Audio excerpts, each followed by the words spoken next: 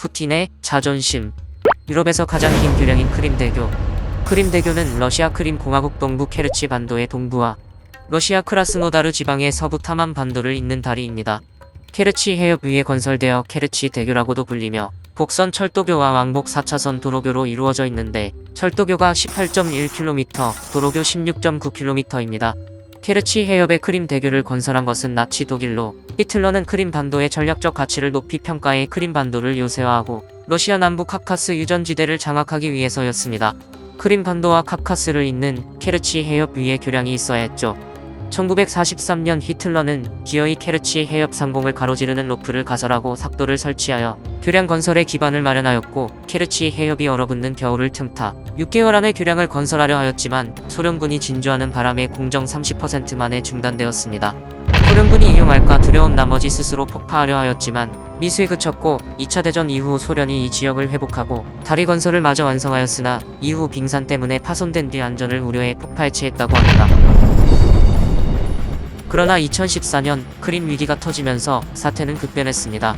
크림 위기가 터지고 크림 반도가 통째로 러시아로 넘어가면서 크림 반도와 러시아 본토를 잇는 다리는 이제 선택이 아닌 필수가 된 것이죠.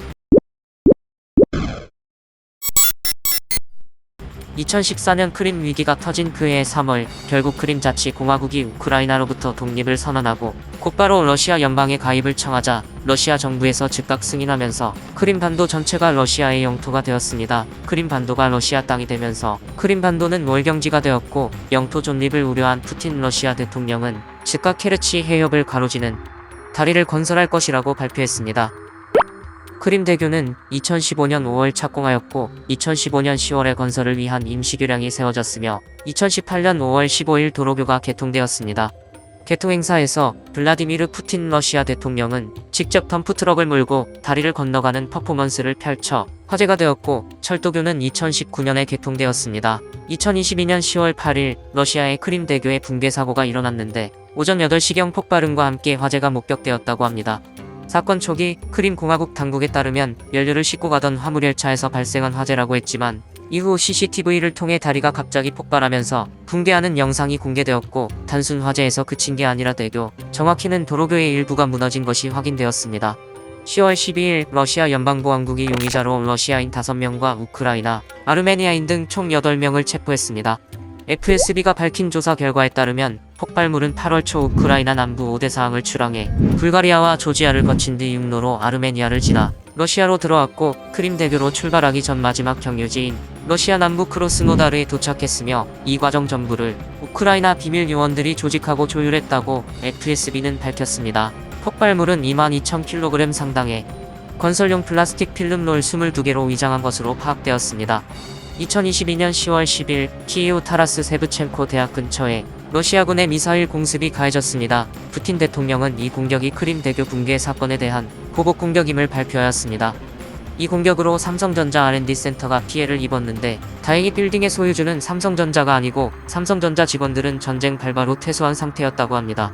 크림 대교의 붕괴는 러시아에 큰 타격을 줄 것으로 예상되었는데, 크림 반도는 헤르손을 포함한 북부가 교전 지역인 상황에서 크림 대교가 붕괴되는 경우 육로로는 완전히 고립되기 때문에 러시아 입장에서 이번 사건은 굉장히 위협적인 문제라 볼 수 있으며, 크림 반도는 크림 대교가 없으면 육로로는 러시아와 완전히 단절되고 선박과 항공기로밖에 수송할 수밖에 없기 때문에 러시아의 크림 반도 영향력이 떨어질 가능성이 높아졌습니다.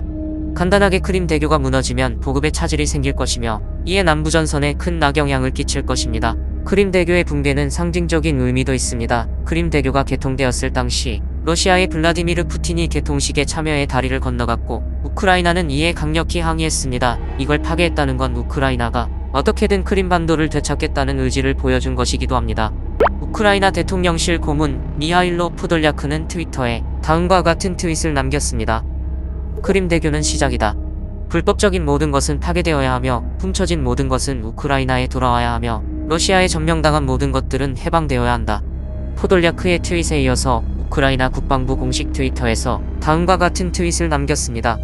우크라이나령 크림 반도를 지배하고 있던 러시아 세력의 두 극악무도한 상징물 모스크바 순양함과 케르치 대교가 사라졌다.